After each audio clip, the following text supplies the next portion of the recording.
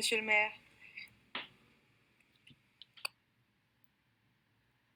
Toujours, je vais faire une intervention en deux points parce qu'il y a évidemment des progrès et on en a toujours fait dans cette ville puisque c'est une ville qui compte, vous l'avez dit, 63% de femmes parmi ses agents et l'attention a toujours été quand même très forte sur les conditions notamment d'emploi, d'embauche, de rémunération et de prise en considération des charges que peuvent subir les femmes et notamment sur leur orientation à l'intérieur de cette mairie, vous l'avez dit, sur les choix des services qu'elles vont faire qui sont davantage tournés vers des préoccupations autour de la petite enfance, de l'alimentation.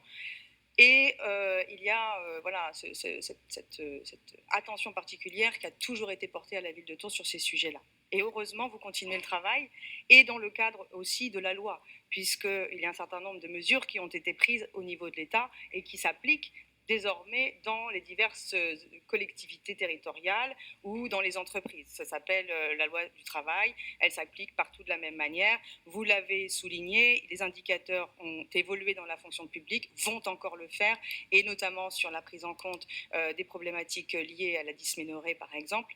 Tout cela, ce sont des évolutions sociétales que nous souhaitons, que je souhaite, et que nous souhaitons tous autour de cette table, notamment parce que les femmes, on le sait, ont longtemps payé le prix de leur investissement, et toujours encore d'ailleurs, sur les tâches ménagères, sur la famille qui occupe à 70% les femmes encore aujourd'hui.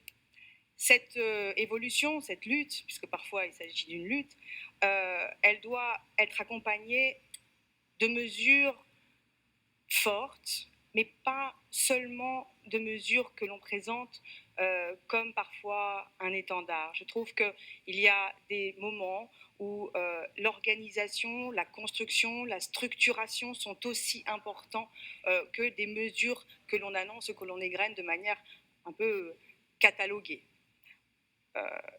La plupart des mesures que vous avez évoquées, même celles qui relèvent de statistiques, elles sont difficilement quantifiables en termes de réussite ou d'objectifs atteints. Prendre en compte la sécurité des femmes dans les politiques, les dispositifs de lutte contre le sans-abrisme, par exemple. Est-ce qu'on a des indicateurs de réussite? C'est une question ouverte. Est-ce qu'il y a des diagnostics de départ qui ont été établis? Est-ce qu'on a des outils d'évaluation? Sur certaines mesures mises en place par la ville en faveur des femmes, on a par exemple cette mesure qui vise à réfléchir à des toilettes non genrées. Il me semble que c'est une mesure qui, en plus d'être difficilement quantifiable sur les objectifs atteints, met les femmes dans une situation de potentielle vulnérabilité. Parce que les problèmes rencontrés par les personnes LGBT ou les femmes ne sont pas toujours les mêmes, et on n'a pas toujours une cible identique et un objectif identique. En termes de visibilité des problématiques exclusives aux femmes, je ne suis pas sûre que ce soit des politiques qu'il faille mener sous cet angle-là. Par ailleurs, vous nous parlez de garantir la non-discrimination et l'égal accès des femmes et des hommes aux emplois publics. Ça, c'est la loi, on est d'accord, il faut l'appliquer et il faut la renforcer. Garantir la prise en compte des discriminations et le traitement rapide des signalements, idem, ça a été commencé, je me souviens, sous Jean Germain, les premières sessions organisation de sessions à l'envers, de formation des agents de la police municipale sur la prise en compte des discriminations et surtout sur la première alerte, savoir dépister les messages parfois codés qu'on pouvait dans les services, à l'intérieur des services, entre les agents ou même vis-à-vis du grand public, percevoir sans pouvoir les décoder si on n'était pas formé à ce sujet-là. C'est une formation évidemment très importante. Vous parlez dans le rapport, vous ne l'avez pas évoqué, mais lutter contre les publicités sexistes dans l'affichage public. Entièrement d'accord, tout le monde sera d'accord là-dessus, encore heureux, et ça me semble évidemment faire partie des préoccupations de toute une société. Là, évidemment, consensus, je pense, général sur ces sujets, me semble-t-il. En revanche, on remarque que la ville apparaît comme accompagnante, mais pas forcément tête de file sur certaines politiques. Par exemple, lutter contre les violences liées au système prostitutionnel sans criminaliser les prostituées, c'est une des lignes de vos projets ou de votre programme initial. C'est une mesure de l'État, on l'accompagne, les associations le font depuis longtemps. c'est évidemment quelque chose qu'il faut accompagner, mais encore là, la ville n'est pas tête de file sur ces sujets-là. Et par ailleurs, à des moments où on aurait pu vous attendre plus fort, par exemple sur les campagnes autour d'Octobre Rose. Octobre Rose, ici, il me semble que ce qu'on a vu essentiellement, mais peut-être que je me trompe, y a-t-il autre chose, mais je n'ai pas vu autre chose, c'était l'illumination de la façade de la mairie. Est-ce que c'est une vraie campagne de communication et de sensibilisation? Je me pose la question. Pourquoi pas proposer aux commerçants, par exemple, d'être partie prenante de cette association en leur fournissant des goodies, des flyers, des rubans, enfin en tout cas en les impliquant? Pourquoi pas travailler main dans la main avec le CHU et les associations dans le but de sensibiliser les femmes?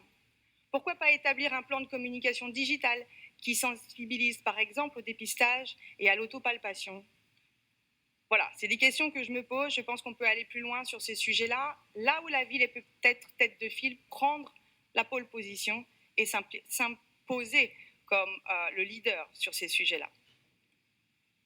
Et du coup, je me demandais aussi, finalement, si on n'était pas parfois proche, éventuellement, de ce qu'on appelle le pinkwashing.